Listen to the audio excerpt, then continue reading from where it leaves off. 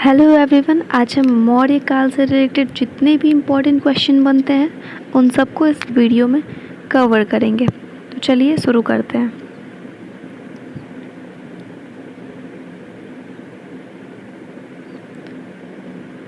पहला क्वेश्चन है, चाणक्य का अन्य नाम था, तो वो जो है इसका आंसर होगा विष्णुगुप्त। अगला सवाल, वह शासक कौन था जिसने राज सिंहासन पर बैठने के लिए अपने बड़े भाई शुभसीम की हत्या की थी? तो जिसका आंसर होगा अशोक। नेक्स्ट क्वेश्चन है, अशोक ने अपने सभी अभिलेखों में एक रूपता से किस प्रकृति का प्रयोग किया है? जिसका उत्तर होगा अर्धमागधी। अगला सवाल है, बिंदुसार ने विद्रोहियों को कुचलने के लिए अशोक को कहाँ भेजा था? जिसका आंसर होगा अशोक को बिंदुसार ने विद्रोहियों को कुचलने के लिए तक्षशिला भेजा। अगला सवाल है, कौटिल्य जिसको चाणक्य भी कहा जाता है किसके प्रधानमंत्री थे? तो जिसका आंसर होगा कौटिल्य जो थे वो चंद्रगुप्त मौर्य के प्रधानमंत्री थे। सवाल है, चंद्रगुप्त के शासन विस्तार में किसने मुख्य रूप से मदद की थी? तो वो थे चाणक्य। अगर चाणक्य नहीं होते तो चंद्रगुप्त का जो था वो शासन विस्तार नहीं हो पाता। सबसे ज़्यादा मदद उनको चाणक्य ने किया था।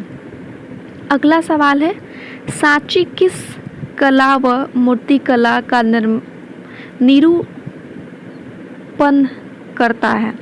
तो सांची जो है वो बौद्ध कला व मूर्तिकला का निरूपण करता है। नेक्स्ट क्वेश्चन है, मौर्य साम्राज्य की स्थापना किसने की थी? जिसका आंसर होगा चंद्रगुप्त मौर्य ने की थी। नेक्स्ट क्वेश्चन है, मौर्य साम्राज्य में प्रचलित मुद्रा का नाम क्या था? तो मौर्य साम्राज्य में जो प्रचलित मुद्रा था उसको पन्न कहते हैं। ठीक है, पन्न। अगला सवाल है, विशाख दत्त की प्राचीन भारतीय नाटक मुद्रा राक्षस की विषय वस्तु क्या है? एक विशाख दत्त जो है वो उन्होंने कुछ लिखा है भारतीय नाटक जिसका नाम है मुद्रा राक्षस। उसकी विषय वस्तु के बारे में पूछा जा रहा है, तो क्या है? तो जिसका विषय वस्तु है चंद्रगुप्त मौर्य के समय में राज दरबार की दुर्भिसंधियों के बारे में जो है उस मुद्रा राक्षस में लिखा गया है। ठीक है। हमारा अगला सवाल है, मालवा, गुजरात एवं महाराष्ट्र किस शासक ने पहली बार जीते? तो सबसे पहले मालवा, गुजरात और महाराष्ट्र को चंद्रगुप्त मौर्य ने जीते थे। अगला सवाल है, किसने सहिष्णुता, उदारता और करुणा के त्रिविध आधार पर राजवंश की स्थापना की? जिसका आंसर होगा अशोक ने। ठीक है। अगला सवाल है, अर्थशास्त्र का लेखक समकालीन था? अर्थशास्त्र का लेखक जो था समकालीन किसका था? किसका समकालीन था? चंद्रगुप्त का। अगला सवाल है, नंद वंश के पश्चात मगध पर किस राजवंश ने शासन किया? तो उसका आंसर होगा मौर्य वंश ने शासन किया था। क्वेश्चन नंबर जो अगला है वो है, मौर्य काल में शिक्षा का सर्वाधिक प्रसिद्ध केंद्र था? कौन सा केंद्र था मौर्य काल में शिक्षा का सर्वाधिक प्रसिद्ध केंद्र? तक्षशिला था, बहुत ही फेमस था ये। नेक्स्ट क्वेश्चन है, मेगास्थनीज की पुस्तक का नाम क्या है? तो मेगास्थनीज के पुस्तक का नाम जो है वो इंडिका है। ठीक है। अगला सवाल है, जिसके ग्रंथ में चंद्रगुप्त मौर्य का विशिष्ट रूप से वर्णन हुआ है वह है विशाख दत्त। ठीक है। अगला सवाल है, वह स्रोत जिससे पाटलिपुत्र के शासन का वर्णन उपलब्ध है वह है इंडिका। पाटलिपुत्र के प्रशासन का वर्णन सब कुछ जो है इंडिका में उपलब्ध है। अगला सवाल है, अशोक के शिलालेखों में प्रयुक्त भाषा है? सबसे ज़्यादा जो प्रयुक्त भाषा है वो है प्राकृत। ठीक है। अगला सवाल है, मेगास्थनीज ने भारतीय समाज को कितनी श्रेणियों में विभाजित किया? तो इसको 7 श्रेणियों में मेगास्थनीज ने भारतीय समाज को विभाजित किया। अगला सवाल है, कौटिल्य के अर्थशास्त्र में किस पहलू पर प्रकाश डाला गया है? तो कौटिल्य के अर्थशास्त्र में जो है राजनैतिक नीतियों के ऊपर प्रकाश डाला गया है। नेक्स्ट क्वेश्चन, पाटलिपुत्र को किस शासक ने सर्वप्रथम अपनी राजधानी बनाई थी? तो पाटलिपुत्र को चंद्रगुप्त मौर्य ने सर्वप्रथम अपनी जो है राजधानी बनाई थी। सवाल है, बराबर गया जिला की गुफाओं का उपयोग किसने आश्रय गृह के रूप में किया? तो इसका आंसर होगा आजीवी को ने। ठीक है। अगला सवाल है, किस अभिलेख से यह साबित होता है कि चंद्रगुप्त का प्रभाव पश्चिम भारत तक फैला हुआ था? तो उसका आंसर होगा रुद्रदमन की जूनागढ़ अभिलेख से पता चलता है। ठीक है।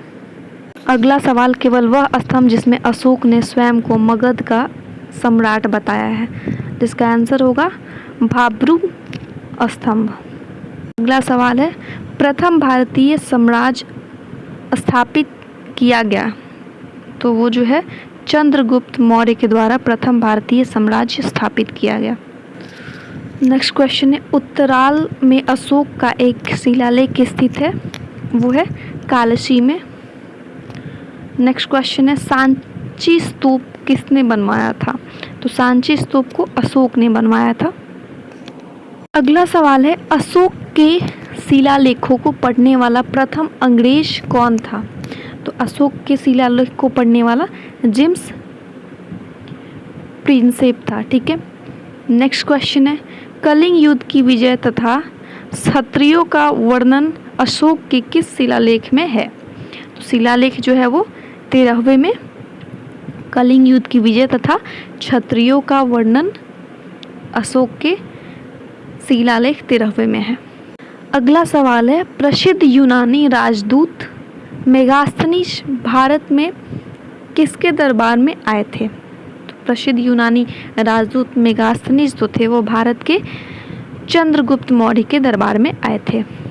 सवाल है, चंद्रगुप्त मौर्य ने सेल्यूकस को कब पराजित किया था?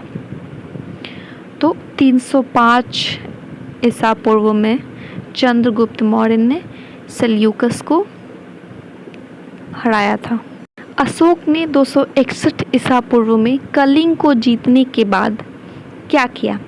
तो भारी रक्तपात को देखकर युद्ध की नीति को सदा के लिए त्याग दिया।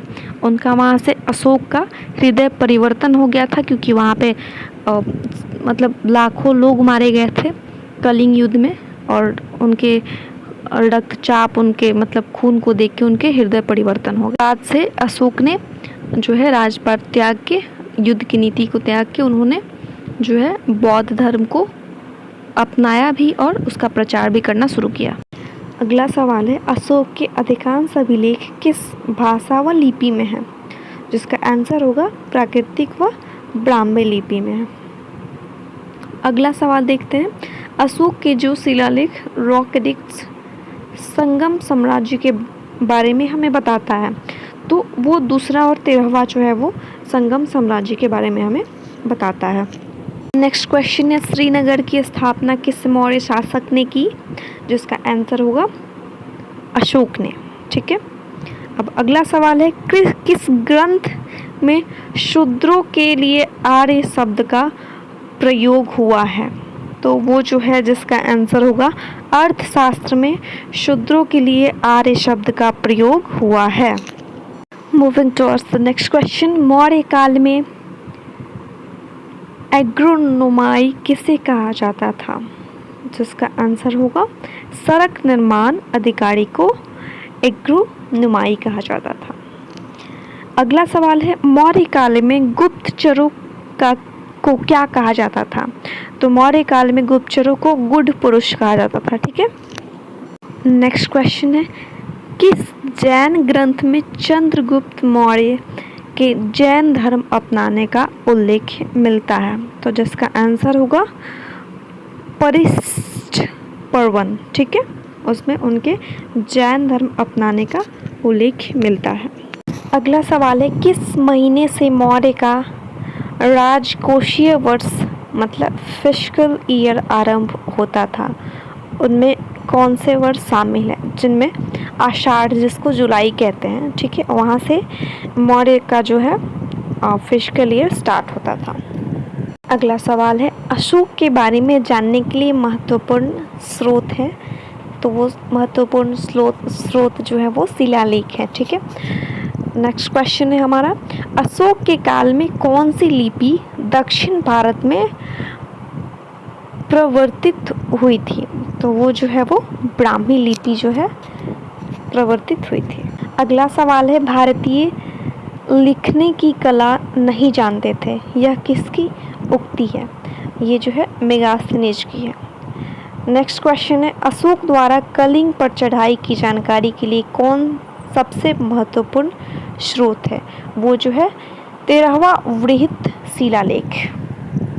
नेक्स्ट क्वेश्चन है, बिंदुसार की मृत्यु के समय अशोक एवं प्रांत का गवर्नर था, इस प्रांत की पहचान करें, तो वो जो है इसका आंसर उज्जैन होगा, ठीक है, उज्जैन प्रांत।